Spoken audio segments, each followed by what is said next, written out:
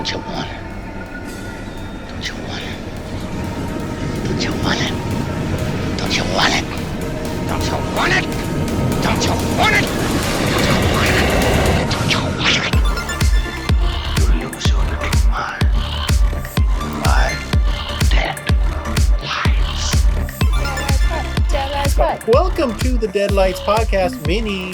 I'm your host, Mini Sam. I'm Mini Leslie, bringing you your minis. Mini Minis. Mini Minis. And today we have Mini JC. Welcome.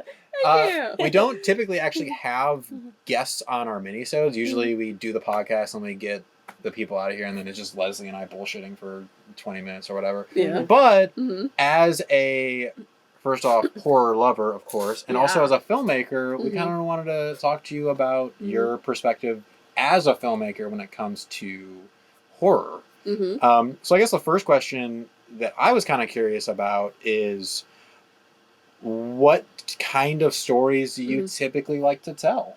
That's a good question. Yeah, I tend to gravitate, since I'm a screenwriter and producer mostly, I definitely gravitate towards female-driven type of, more supernatural, I think, or sci-fi type of films with some sort of strong social commentary to them. So, do you enter a project with a message or commentary in mind? Like, I want to talk about this, I want to give my opinion on this, or does that kind of unfold as you write things? it depends. It's just I guess stronger of a writer that I get now, I think you need a strong theme and you need to say something in your film, and because it really dictates every single thing that, in every scene and every decision you make for every character and every plot point should be thinking of that theme in mind. And so it does help you with the writing process. So I definitely have gotten there over the past couple of years. I'm like, oh, and I think my writing is so much stronger for it. Of, I want to say, I have something to say. Here's my theme. Here's the point of view that I'm taking, so I can make all those decisions. And if I'm stuck, I always go back to theme. Because you actually have an intention, I guess. It's intentional writing. Yeah. So where did you start in the film industry? How did you get into being a filmmaker, I guess, in general? It's a loaded question. I know. I'm starting them all. I'm really throwing the heavy hitters out. Yeah. I'm one of those cliche people. I've wanted to be a filmmaker my whole life, Nice. Type of thing. Like, I grew up in a very small town where I wasn't into sports, then there's nothing for you. And there really was nothing else for me to do. So I watched movies, and that was my escapism. And I just was enthralled, and I just was like, how did they do this? And, badgering my parents with questions of how did they make this and how did this? And they're like, I don't know. So I just always wanted to make films. I didn't know exactly, what, but I've always wanted to do films. And so I went to college. I studied cinema and got my degree. I mostly concentrated on screenwriting, but then I kind of went away from that when I got out of college, and I studied acting, I studied improv. I was a production assistant for, years. Got on all the professional, even big budget and low budget reality shows. I've done it all. And then I just wanted to learn more and kind of find my voice. It took me a long time to get here. It really did. I didn't know exactly what I wanted to do. I just know I wanted to be part of films.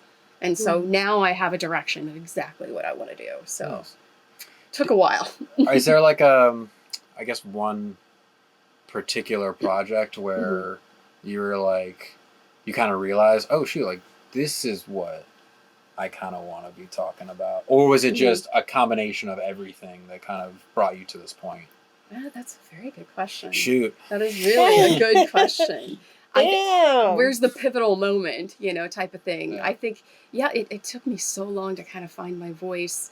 and to the point where it comes down to, I think, representation of, I want to see more women in front of and behind the camera, and more of the feeling the same things that I feel. What I love about cinema is, even as a lonely kid in a small town surrounded by people that I feel like I couldn't relate to, but you're watching films and you're like, oh my gosh, there's somebody out there that feels the way I do. Mm-hmm.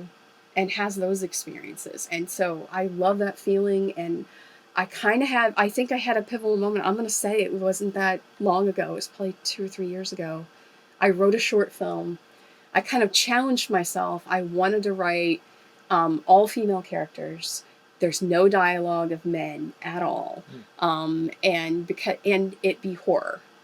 And because I don't see those things at all. So there's something new.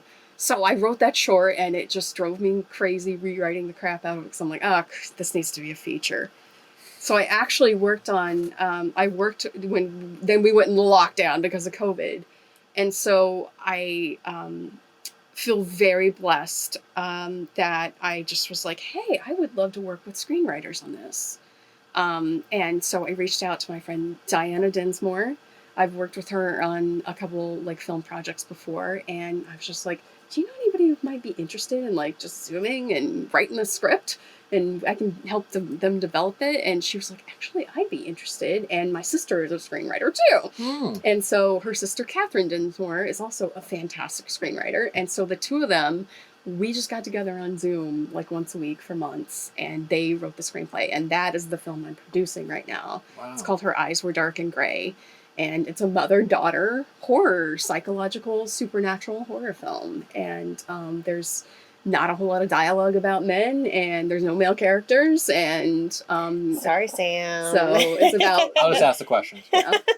It's something that you can relate to too, though. Mm-hmm. These types of things. That's something that bothers me that I hear all the time is that, well, how are men supposed to relate to these things? Well, you know what? I spent my entire life relating to films that were all male characters, or from the point of view of male characters, or they're the main characters. So men can do it too. Mm-hmm. Yeah. Mm-hmm. I mean, and then at the end of the day, we're all human and we have similar emotions.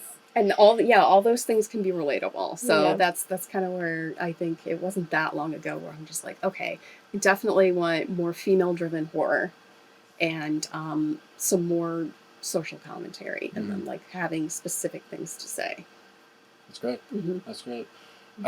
I wonder too, the horror genre I've always found very interesting, because a very male-dominated film industry in general and world in general. But horror I've always kind of looked at too, because there's this idea of the final girl in horror. Yeah. And there's always kind of that virginal girl that ends up being the one to actually defeat the monster, or I've always thought of horror as kind of being oh shit, the virginal innocent character can be the one that defeats the ultimate evil in the end, giving the power back to them. Mm-hmm. And I've actually never had that thought of I can't relate to that. Mm-hmm. I can't relate. That it's a girl. I don't feel. It's just all about the catharsis that we all go through in these stories. Yeah, and this is one of the genres where through the history that women have been given the opportunity for these kind of characters, badass characters. So look at the shirt that you're wearing right now. Exactly. Halloween. Yeah. Deborah Hill. Deborah. She's one of my favorites. She's one of my idols. Bless her. Yeah. She definitely a pioneer for women in horror and just filmmaking in general. Exactly. Is there, I guess looking back on your resume, is there one particular project that you're very proud of? Or I guess just an interesting experience working on it? Yeah. I'm very hard on myself, and I'm trying not to be so negative anymore. But it took me, years to get more confidence. And that's why, I've made a ton of short films, and I'm not particularly happy with 100% with any of them. Your inner critique, So- it's really hard to turn off once Yeah. you've accomplished something. I would find it difficult also to then, see it as a complete thing, Yeah. because then you keep working at it, even though it's complete. You just have all these ideas or different things that you wish you could have done. Yeah. So Creative I can restraints, see that. money. Yeah. It's all those resources, there's just, I could pick apart everything and stuff. But I really, I did an experimental film a few years ago, and I'm kind of sad that it didn't, it wasn't very well received, but that's okay. I do love experimental film too. It's very subjective art that, people get something out of it or they don't. But that was a very interesting experience, and I basically had 4 actors that I just had in a studio, and I just had them move in a certain way, and I projected things over their bodies, rain and fire and all this kind of stuff. And it took me forever, my poor editor, thank you, David, I love you, of like assembling it and like, what am I trying to say? And to me, I have an arc, and to me it makes sense, but I don't think it really makes sense to anybody else. But that's okay. And I actually think it's beautiful, and I love it. So I feel like there's a film that I made for me, and I learned something from it, of finding my voice. And a good friend of mine, Mary, she said to me recently of kind of like, this was your version of like playing with your voice and finding your voice. You needed to do that film for that reason. So that's wonderful. Yeah. So I'm at that point where I'm just like, that sucks that it didn't, do well, but it's like, you know what? I love it now, and I'm happy about it now. So ultimately, hopefully, that's what art's supposed to do. Art isn't about awards or recognition, really. It's just about expression. Hopefully, how you express it is so important, and that you feel good about how you express it. And there's been plenty of films.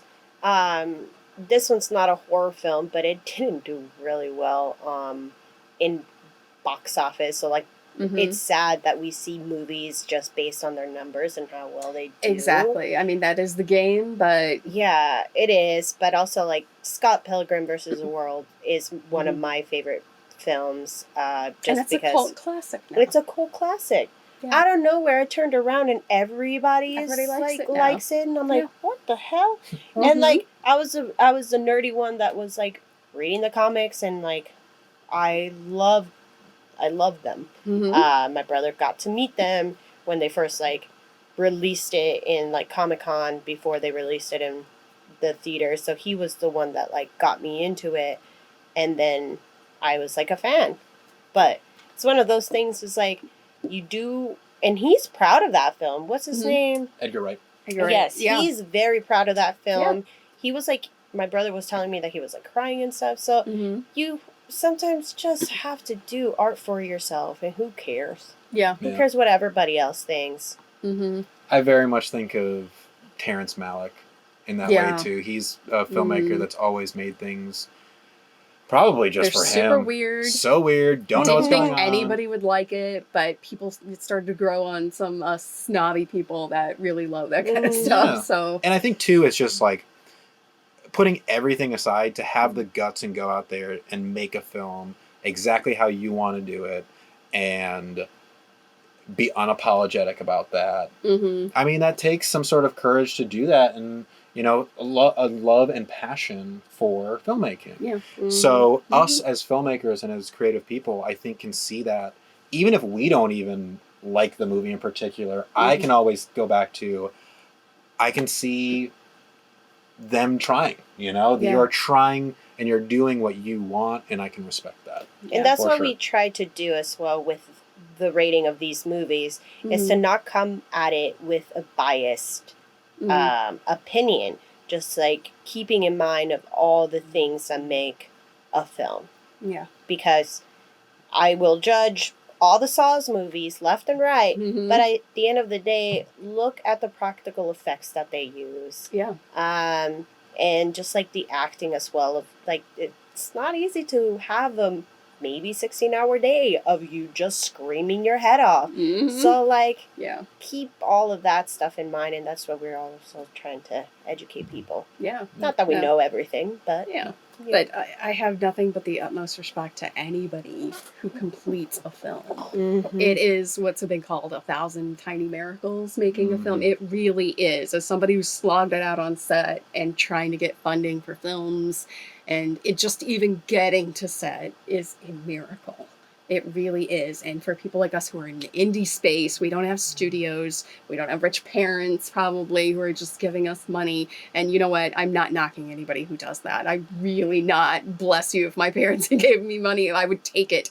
Yeah. Use it, do it, you know? Your parents can give me money. If Yeah, you want. or they can Yeah. give us money. I'm That'd be fine cool. with that. Yeah. Please. Please. And I know you have worn a lot of different hats when it comes to being on set: writer, director, producer, Yeah. editor. Is there one particular job that you love above all else? I have more and more leaned towards producing.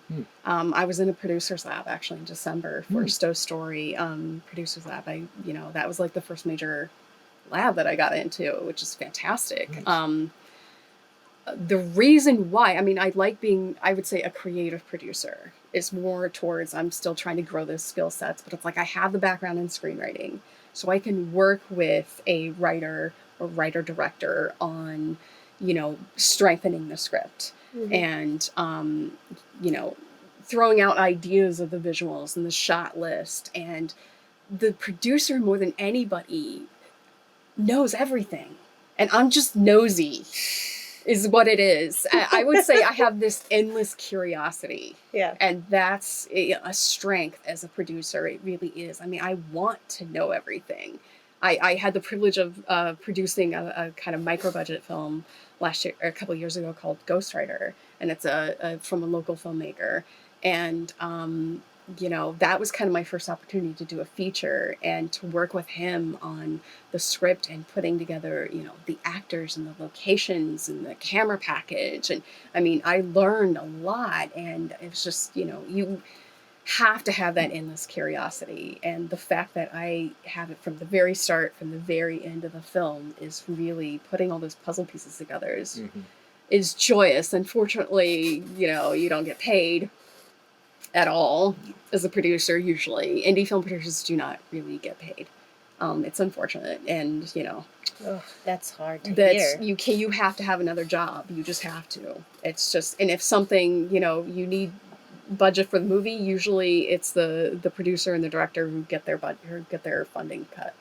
Their fee goes out the window to get the film made, type of thing. So that is a hard thing. Like, why would anybody be an indie film producer? I have no idea. I honestly don't. But For the love of it, you have to love it. You Yeah. just have to. And so like exactly, I might have an idea of what a producer is, Mhm. but what essentially, what's the role of the producer in a film? Because like I Yeah. think what we hear it often, and mostly for the blockbuster movies, is like Mhm. they're the ones that control everything Yeah. and like cut this and cut that. But like, Yeah. what essentially? There's a big difference between a studio film and an independent film. So a studio film, usually you hear about the executive producers who are just the people from the studio giving them money, and they really don't know anything about the project except to criticize it when it's, going over budget or in the editing room. But in the indie film world, it's a lot different. It's, you have a producer of an indie film, they are doing everything. And it's rare to have a ton of producers, and sometimes it's not. So sometimes you see a film that has like 20 producers on there. Well, each one of them might have given you a little bit of money, and that's it. And they get a producer credit. I personally hate that. That is a big pet peeve of mine. Don't ever give away the producer credit. Like, if you want to have associate producer or executive producer and give them credit who give money to the film, fine. But the actual producer credit is the person on the ground who's getting shit done. Everything. So they make sure the script is in shape and it's ready for production.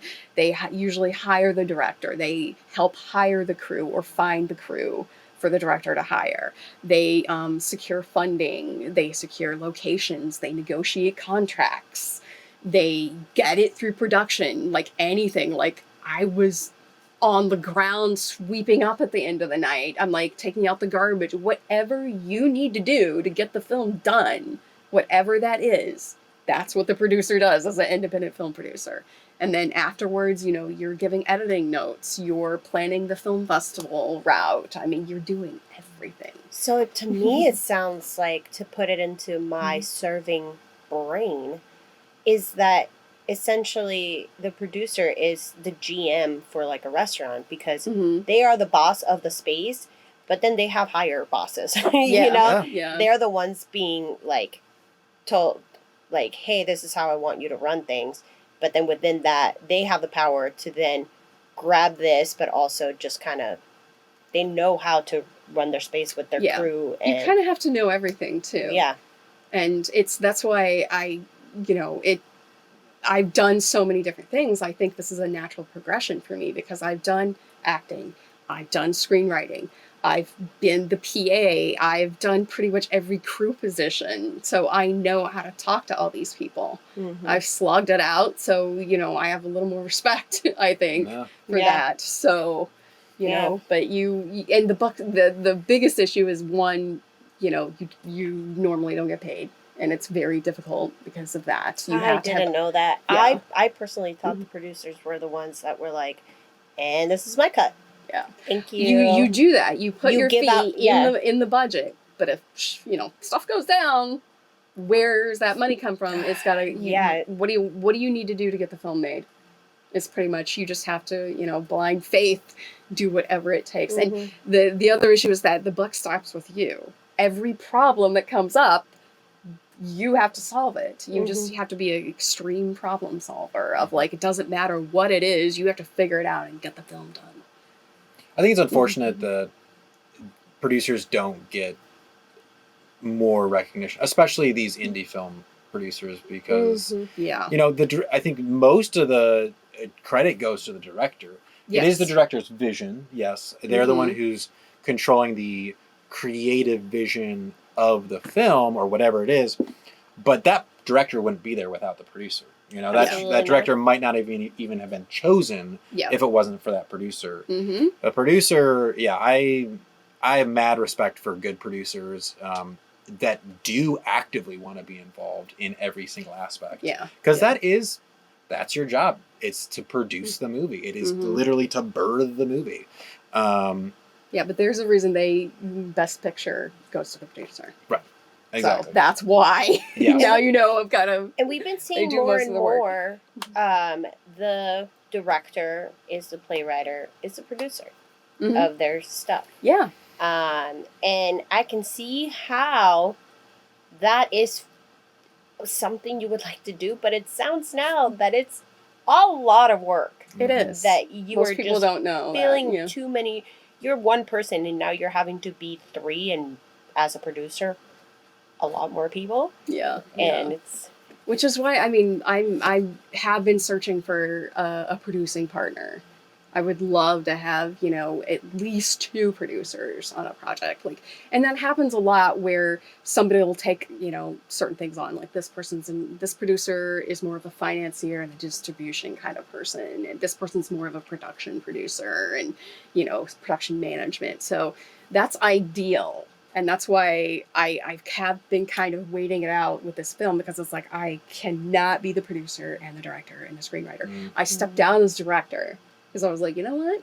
That's cool. I just want to produce this. I want to get it made. And so searching for an appropriate director right now. But yeah, as far as like, there's more information out now. I think that's a little more enlightening for indie film producers. You've heard of Dear Producer, which is run by Rebecca Green, who is an amazing independent producer. She produced It Follows.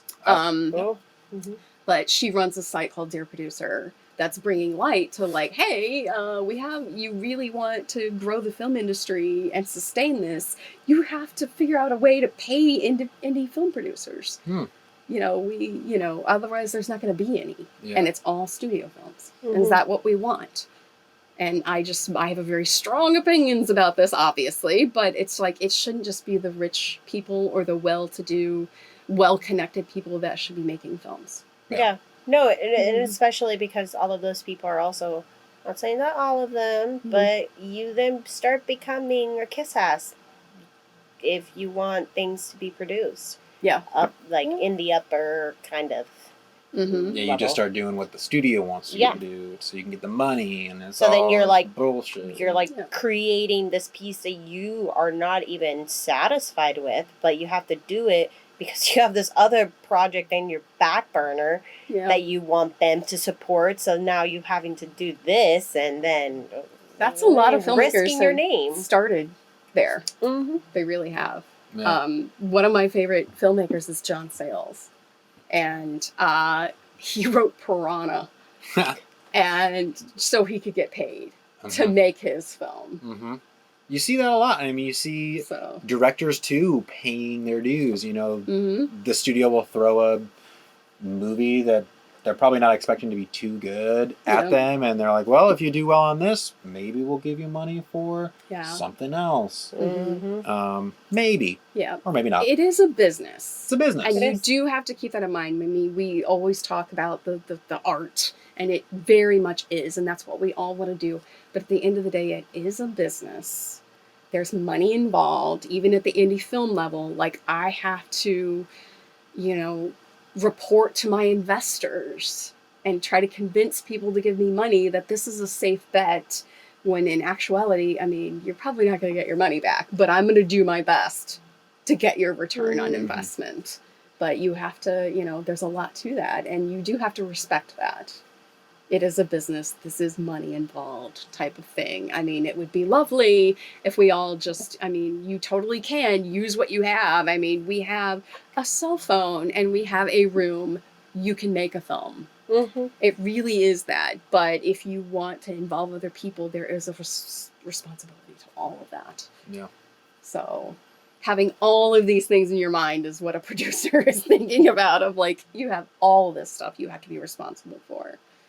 And, And you are the most stressed person out there. Yeah. You are feeling that stress. Besides It really a is. brain surgeon, Yeah. I feel like, it's the same to me. Stress is stress. I black out. Yeah. I And feel you have stressed to know and I'm yourself. Yeah. You have to know. And here's the thing. I've been through the ringer. I've been on those high stress days. I've done 20-hour days on set. I know what I'm talking about, with that kind of stuff. And I've been through it. And for me to go to somebody and say, I know what it's like. And so I know what I'm getting into, type of thing. That's also with that. But I also want things to be better. My sets are better places to work. We're not going to do 20-hour days. We're not going to have, I've had 3-hour turnaround times before, or I have an hour drive home. So basically I slept in the car. So it's just things like that. All the horror stories that you hear, harassment, safety issues, all that stuff. It's like, that is very important to me too. And I've burned some bridges because of that. But I'm not backing down anymore about any of those things. So that is, something that I'm trying to do too. And I'm very vocal about now, is that my sets are better. No matter what, they will be better. That's really good to hear, because there's a hot, TV show right now called Euphoria. Yeah. And they've had multiple 16-hour days where Bad a lot producers. of Bad producers. the Yep. even the the extras that to them didn't really need to be there, because all they were doing was sitting down in a chair. Yeah. And for you to have these people sit in a chair for multiple days for 16 hours, it's like, what the fuck are you doing? Like, why are we? Yeah. Couldn't you have shot all the shots that you needed in that one 16-hour day? It's easy to understand. Having been on set, it's like time gets away from you, things go down, things take longer than you think it will. Money is time, so it's easy to say, oh yeah, we just won't do those long days, but it's like, it happens. It really, and I get it. You do your best to try to plan and organize as much as possible, but things happen. And you have to get the shot, and you've got to get it done. And there's so many reasons why that happens. But, you just have to decide what can you let go of and what you can't. And it's very difficult. And I've been an extra several times and had those massively long days for no reason. Yeah. You paid $100 to be here. Okay. Yeah, exactly. What was the quote in the movie today? Life is the shipwreck of our plans. Yep. Oh yeah. Yep. It's I feel very much Very true. that on Yeah. film sets a lot of time. Mhm. But it also, it no matter what, it goes back to the passion that we feel Mhm. for, because you do want to make it better, but you know what? Sometimes those 16-hour days do happen, but it's for the project. It's for pushing this thing and getting it done and, you know, making art. Yeah, And it hurts sometimes. it does. It's Physically. just it's being respectful, especially Yeah. of your crew, not asking too much of them. You know, goes down to the people are important to me. Safety is never, you know, something we're not gonna, you know, people get sleep and that kind of stuff. But and I've worked on passion projects where it was like that, and little turnaround, and it was like, okay, yeah, we're doing that only goes so far. That whole we're doing this for the art of it kind of thing is, you could do that for a day.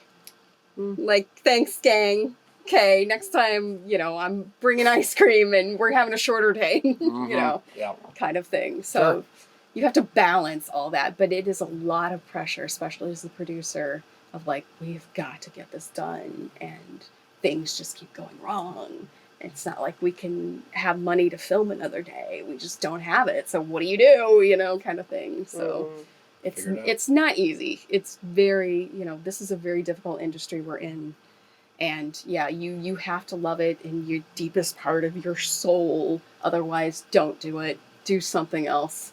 That's always my advice. If you'll be happy doing anything else, do that. Don't do this. You know, it's too hard. Yeah. But that's why you just have to love it in your soul. And if you do, don't have regrets. Go after it. Yeah. Well, that's great to hear, because I mean, it all starts with passion to me. So I feel like that comes through, I think, too, with how you do run your set, happiness of people on the set, and then ultimately if you're proud of the project, you know, or how you feel about the project, even if other people don't like it, it's about how you feel about it in the end. So absolutely. Well, this was nice. Yeah. Nice That's also little going on my little rant here a little this is bit. great. No, I have a better understanding of you and just like producers in general. Yeah. Yeah. So thank you for sharing that with us. Yeah. And you're welcome back anytime to the Deadlights Heck pod. yeah. I'm all about horror films. Yeah. So I love it Hear that, that, you know, people? too much stigma around it. There's some awesome stuff out there, Mhm. and it's all important. It's an important genre. Yeah. It is. Oh yeah. Well, Yay. thank you for joining us. Plug yourself. Thank you for having me here. Of course. Absolutely. Okay, I really appreciate you both, and it's been lovely chatting with you. Yeah. So Please plug yourself for the fans. So they know where to find you. Okay, so I have a website. It's jcfarris.com. JCFARRIS, not like the Ferris wheel. It's a different website. Yeah, and Twitter, Instagram is JC Farris Film. I'm very unoriginal. It's all just JC Farris Film because that's my entire life and that's what you're identity. about. Easy. So You can Thank find me on Instagram at Color Me Leslie. And me at Beep Beep Richie T, and also the Deadlights pod. Also check out Playground Social, which is the studio that we are recording this in. Yeah. But until next minisode, Let's get me spooky. spooky. The horrors of being a producer.